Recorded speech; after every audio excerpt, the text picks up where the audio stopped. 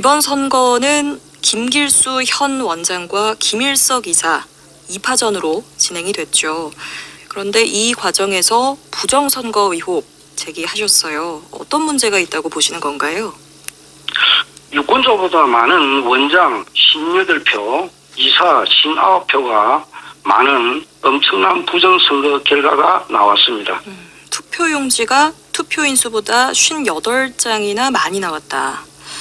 이게 어떻게 가능한 건지 이해가 잘 안 되는데 58장의 투표용지는 어디서 나온 거죠?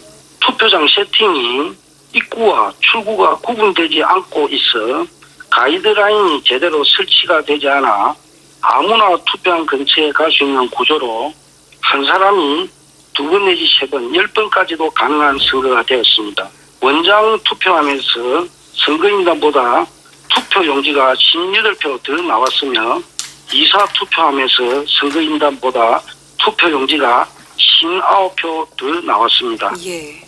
그런데 보통 선거를 하면요, 선거인단이 정해져 있잖아요. 그 명단이 있고 투표를 하러 가면 그 명단과 신분을 확인한 후에 이제 투표장에 들어갈 수가 있는 건데 문화원장 투표장에서는 그럼 그런 절차가 제대로 진행되지 않은 건가요?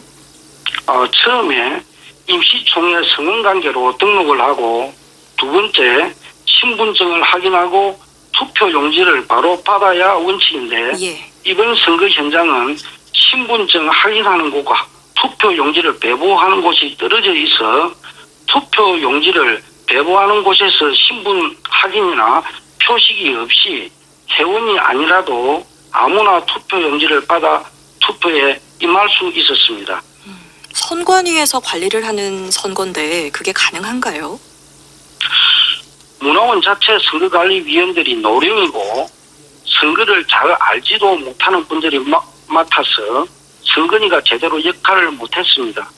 동선이 잘못돼서 이중 투표 가능성이 있다는 게 선관위 관계자의 해명이라는 건데 애초에 동선 문제가 발생하지 않도록 관리를 했어야 하는 거 아닌가요? 예, 맞습니다. 말도 안 되는 선거 현장이었습니다. 부정선거를 조장하는 동선이었습니다. 선거 내내 참가인들의 지적과 항의에도 시정과 중단은 없었습니다. 그런데 개표 전에 58장이 더 나왔지만 개표를 하겠냐, 개표 결과를 수긍하겠냐라고 선관위 측이 물었고 양측 후보가 동의를 했다고 해요. 양측 후보는 왜 여기에 동의를 한 건지, 뭐 이의를 제기했으면 재투표가 진행됐을 수도 있지 않을까요? 예, 개표 전에 선관위원장이 2사람을 불러서 개표를 진행해야 되는데 예.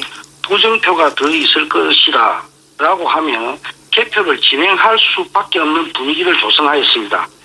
양측 후보가 동의를 했다고 했는데 그것은 잘못된 생각이고 그 2사람이 개표를 하니 많이 할 법률적 근거가 없고 선관위가 이사 후보자들을 배제하고 원장 후보 2사람에게만 그런 질문을 한 후 개표하는 것 자체가 잘못된 겁니다.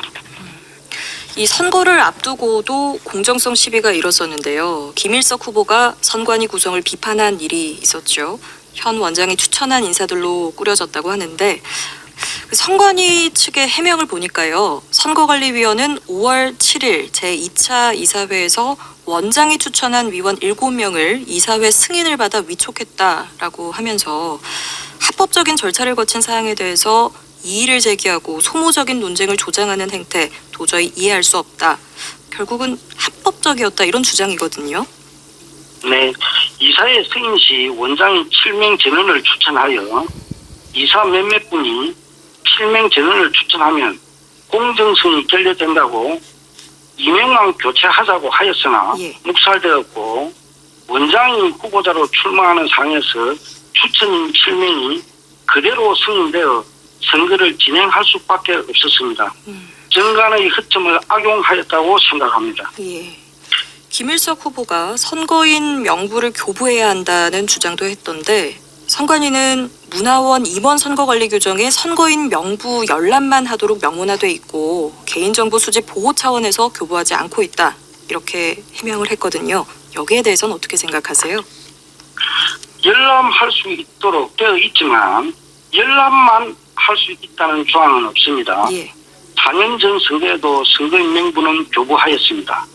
정관에도 미흡한 부분은 공직선거법을 따르기로 되어져 있는데 공직선거법을 따르면 선거인명부는 교부하여야 한다고 명시되어져 있습니다. 예. 진주문화원 선관위에는 개인정보를 앞세우고 있지만 현 원장 후보에게 유리한 상황을 제공하기 위한 목적으로 교부하지 않았다고 생각합니다.